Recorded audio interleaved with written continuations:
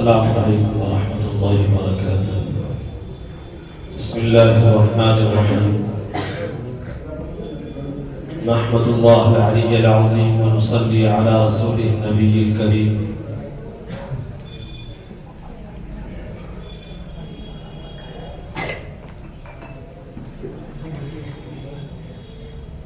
قابل صد احترام حضرات علماء کرام، گرامی قدر مہمانان عظام اور عزیز طلبہ،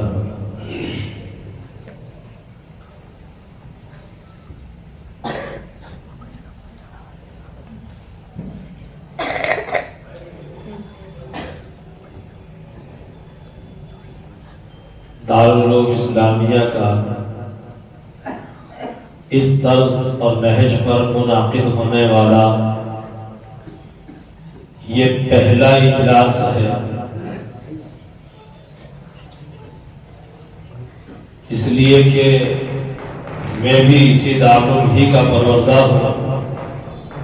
الف با میں نے یہی پڑھے ہیں۔ خوب مجھے معلوم ہے کہ اس قسم کے کوئی پروگرام کبھی منعقد نہیں ہوئے۔ میں عزیز طلبہ کو سب سے پہلے میں اپنی ہی ایک مثال دے کر مبارکباد دینا چاہ رہا ہوں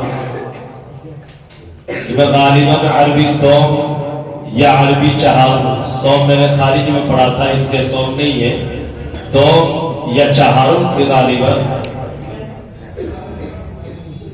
اور حضرت استاد علیہ الرحمہ نے رمضان المبارک کی تعطیل میں یہاں آنے پر ایک دن جمعے کے دن جب یہ مسجد پختہ نہیں بنی تھی، جمعے کے دن حضرت استاد علیہ الرحمہ نے مجھے جمعے کی تقریر کرنے کے لیے بٹھا دیا تھا۔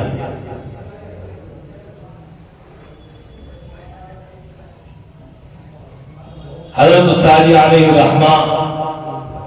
کا رعب اور دبدبہ، حضرت استاد علیہ الرحمہ کو دیکھنے والے سب جانتے ہیں، اور میں ان کا شاگرد ہوں،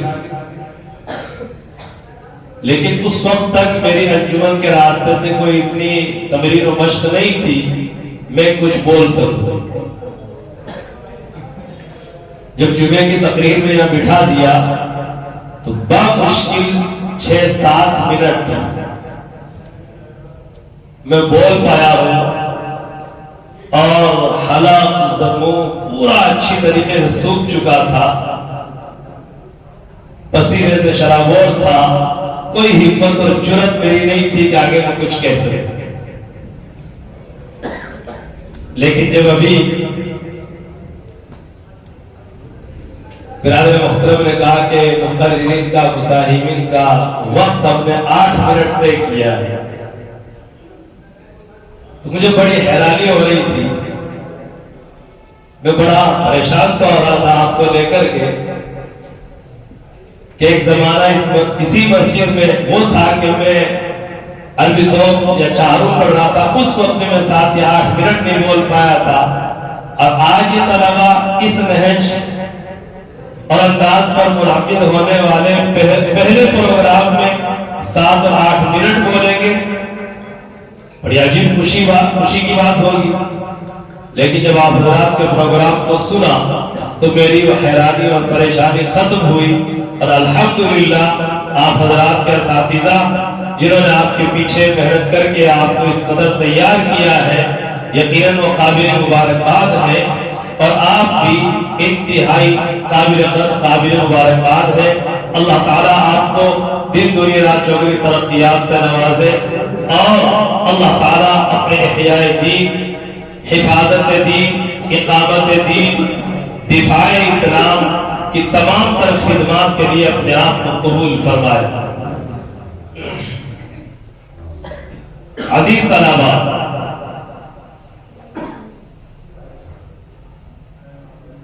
میں آپ کے حوالے سے جو چند حاضرین موجود ہیں آپ کے واسطے سے میں ان سب کو یہ بات کہہ دینا چاہ رہا ہوں کہ تقریر و کتابت کی ضرورت کتنی ہے اور کتنی نہیں ہے، دنیا کے پلیٹ فارم سے لیں تو بھی اس کی ضرورت اور اہمیت بآسانی سمجھ میں آ جاتی ہے، لیکن دین کے اعتبار سے اگر ہم اس پر غور کریں تو اس کی ضرورت اور اہمیت انتہائی آسانی کے ساتھ سمجھ میں آتے ہوئے ہمیں یہ اقرار اور اعتراف کرنے پر مجبور کرتی ہے کہ اگر ہمیں آقائے نامدار صلی اللہ علیہ وسلم کا امتی ہونے کے ناطے ملنے والی ذمہ داری کو ادا کرنا ہے تو تقریر و کتابت ہمارے لیے سب سے پہلا قدم اور زینہ ہوگا کہ ہم اس کو حاصل کریں گے تو ہی کچھ آگے چل کر کے آپ علیہ السلام کے وسیلے سے ملنے والی ذمہ داری کو ادا کرنے میں کسی قدر کوئی کردار ادا کر سکے گا۔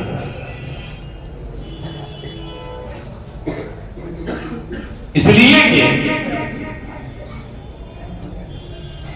مدائن سے واپسی پر حضرت موسیٰ علیہ السلام کو جب اللہ تعالیٰ نے فرعون کے پاس جانے کا حکم دیا تھا اور فرعون کو توحید کی دعوت دینے اور بنی اسرائیل کو اس کے ظلم کے پنجے سے آزاد کرانے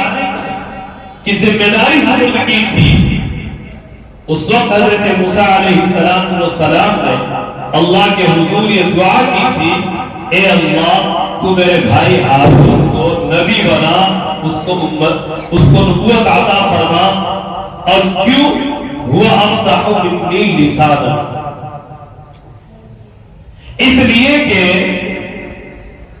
وہ مجھ سے زیادہ صاف زبان ہے، وہ مجھ سے زیادہ صاف زبان ہے، وہ مجھ سے زیادہ فصیح ہے۔ تو حضرت موسیٰ علیہ السلام اللہ کے فریضے یعنی اللہ کی وحدانیت کو سمجھانے کے لیے جب فرعون کے پاس جا رہے ہیں بحکم الہی، تو حضرت موسیٰ علیہ السلام اپنے باپی ضمیر کو صاف اور صریح اور اچھے اور خوبصورت الفاظ میں پیش کرنے کے لیے اپنے بھائی ہارون کو اپنے ساتھ بحیثیت نبی اللہ کے دربار میں درخواست کر کے لے جانا چاہ رہے ہیں، اور وجہ بتانے وہ افصح منی لسانا۔ معلوم ہوا کہ احیاء دین کے لیے، اشاعت دین کے لیے، دعوت اسلام کے لیے ہمارے پاس آپ کی ضمیر کو ادا کرنے کے لیے قوت گویائی، تقریر و کتابت جتنی اعلیٰ درجے کی ہوگی اتنا ہی ہم اس میں نمایاں اچھا کردار ادا کر سکیں گے۔ کیوں؟ اس لیے کہ جب ہمارے نبی آخر زمان صلی اللہ علیہ وسلم نے عرب کے اس فصاحت و بلاغت کے ٹھاٹے مارتے سمندر میں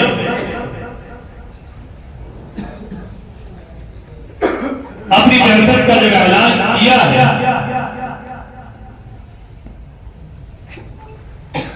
تو آپ کی قوت بیانی کو لے کر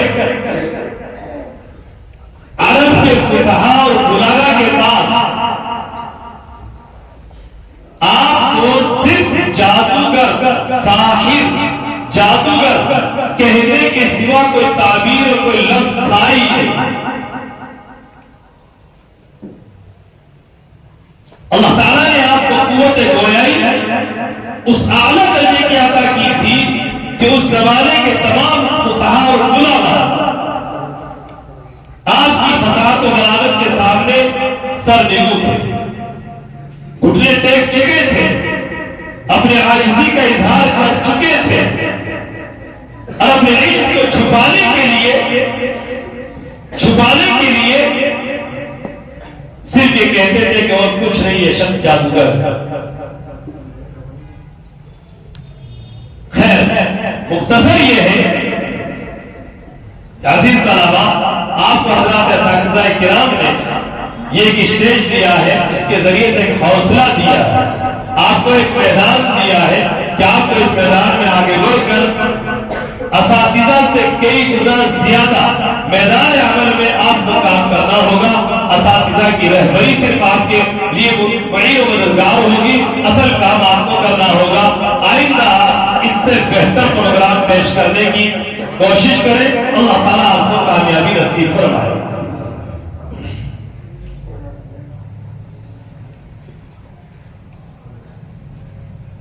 عزیز طلباء،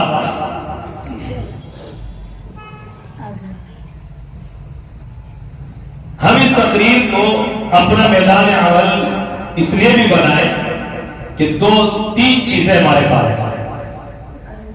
نمبر ایک، دعوت، جو اسلام کا سب سے بنیادی جز ہے، اس کے بغیر اگر یہ دعوت والا عمل نہ ہوتا آج ہم اور آپ نہ ہوتا، ہو ہی نہیں سکتے تھے۔ اور موجودہ دعوت اور تبلیغ میں حضرت مولانا الیاس صاحب رحمۃ اللہ علیہ نے جس اخلاص اور جس جذبے سے شرسار ہو کر اس کی بنیاد ڈالی تھی، اور ہر عمل کو پیش کرتے وقت ڈرتے رہتے تھے کہ کہیں ایسا تو نہ ہو کہ میں غلط رخ پر جا رہا ہوں۔ حضرت مولانا حسین احمد مدنی رحمۃ اللہ علیہ کے سامنے ایک مرتبہ حضرت مولانا الیاس صاحب کاندھلوی رحمۃ اللہ علیہ فرمایا کہیں ایسا تو نہ ہو کہ میرے ساتھ اللہ کی طرف سے استدراج کا برتاؤ ہو رہا ہو، میرے ساتھ استدراج کا برتاؤ ہو رہا ہو۔ استدراج ڈھیل دینا، کسی مجرم کو فوری پورا کیا نہ پکڑے، دوسرا کیا نہ پکڑے، تیسرا کیا نہ پکڑے، چوتھا کیا نہ پکڑے، پانچواں کیا نہ پکڑے، 10 20 50 گناہ اتنے کرنے دیے کہ اب اس کے بعد اس کو جو پکڑتے ہیں تو اس کے پاس عذر خواہی کے لیے کوئی عذر بچتا ہی نہیں، تو اس کو استدراج کہتے ہیں۔ تو حضرت مولانا الیاس صاحب رحمۃ اللہ علیہ نے شیخ الاسلام مولانا مدنی رحمۃ اللہ علیہ سے یہ جملہ کہا، تو حضرت مولانا شیخ الاسلام مولانا حسین مدنی رحمۃ اللہ علیہ نے فرمایا، حضرت میں کہتا ہوں کہ آپ کے ساتھ اللہ کی طرف سے استدراج کا برتاؤ نہیں ہو رہا، چونکہ سوالی اس لیے مولانا الیاس صاحب رحمۃ اللہ علیہ نے پلٹ کر کے کہا کہ مولانا میں آپ کی اس بات کو ایسے نہیں مانتا، ہو سکتا ہے آپ میری حوصلہ افزائی کے لیے کہہ رہے ہو، آپ دلیل دو کہ میرے ساتھ خدا کی طرف سے ڈھیل کا معاملہ نہیں ہے، بلکہ میرے کام کی حقانیت کی دلیل ہے، دلیل چاہیے مجھے۔ حضرت مولانا الیاس صاحب کاندھلوی رحمۃ اللہ علیہ نے فرمایا، مولانا حسین مدنی رحمۃ اللہ علیہ نے فرمایا، حضرت دلیل یہ ہے کہ جس شخص کے ساتھ خدا کی طرف سے استدراج اور ڈھیل کا برتاؤ برتا جاتا ہے، اس کو یہ خیال ہی نہیں آتا کہ کہیں ایسا تو نہ ہو کہ میرے ساتھ استدراج کا برتاؤ کیا جا رہا ہے، اس کو یہ خیال ہی نہیں گزرتا۔ آپ کو یہ خیال آنا یہ اس بات کی دلیل ہے کہ آپ کے ساتھ استدراج کا برتاؤ نہیں برتا جاتا۔ پہلی بات تو یہ ہے کہ ہم سب کی ذمہ داری ہے دعوت اصلاح، اور اس کے لیے کتابت کی ضرورت ہے، اور دوسری چیز ہے اصلاح امت۔ عالمی سطح پر ہونے والے بگاڑ کی اصلاح کی کوشش اور علاقائی اور قومی سطح پر آئے دن آئے زمانے نت نئی برائیاں جنم لیتی رہتی ہیں، بگڑے ہوئے معاشرے میں بہت ساری باتیں ہوتی رہتی ہیں، ان سب کی اصلاح کی کوشش کرتے ہیں۔ یہ کام بھی ہماری ذمہ ہے۔ اور تیسری ایک بہت بڑی ذمہ داری ہے دفاع اسلام، حفاظت اسلام۔ دشمن اسلام آئے ہیں، آقا نامدار صلی اللہ علیہ وسلم کی ذات مبارکہ کو، آپ کے ازواج مطہرات کو، آپ کے صحابہ کو، قرآن کریم کو، اکابرین امت کو گاہ بگاہ نشانہ اعتراض بناتا رہتا ہے، کبھی کسی شکل میں کبھی کسی شکل میں۔ ان تمام کا دفاع، ان تمام کا علمی اور تحقیقی جواب ہم ہی اہل علم کے ذمہ ہیں۔ اس کے لیے بھی معافی ضمیر کو ادا کرنے کی اعلیٰ درجے کی صلاحیت ہمارے پاس ہونی چاہیے۔ ان ساری چیزوں کے لیے ہم سب کو اس میدان عمل میں آگے بڑھ کر کے کوشش کرنی چاہیے۔ اللہ تعالیٰ دارالعلوم کو دن دنیا کی ترقیات سے نوازے، محنت کرنے والے پورے کاروان عمل کو اپنے دربار میں قبول فرمائے اور ان کی قدم کا قدم نصرت و مدد فرمائے۔ وآخر دعوانا الحمدللہ رب العالمین۔